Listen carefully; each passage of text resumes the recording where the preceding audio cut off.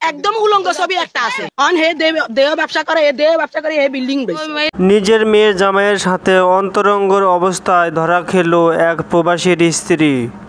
শাশুড়ি আর জামাই অনৈতিক কাজ করতে গিয়ে হাতে নাতে ধরা পড়ল তারা দুইজন।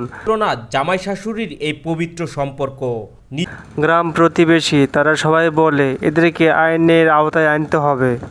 দীর্ঘদিন যাবৎ নিজের মেয়ের জামাইয়ের সাথে পরকীয়ায় লিপ্ত প্রবাসী বউ ওই মহিলার চলা চরিত্র ভালো না। এখন আজ পর্যন্ত মেয়ে জামাইয়ের লগে দুর্ঘটনা ঘটে একই বিছনায় মেয়ে। এমন কাজে ধিক্কার জানায় সাধারণ জনগণ বলে। এদিকে পাড়াপড়শি সবাই বলতেছে এই প্রবাসীর বউ নাকি একদম ভালো না, তার নাকি অনেক বদনাম, সে নাকি সবার সাথে এই ধরনের অনৈতিক কাজ করে আসছিল। একদম উলঙ্গ ছবি একটা আছে অন হে দেহ ব্যবসা করে হে বিল্ডিং।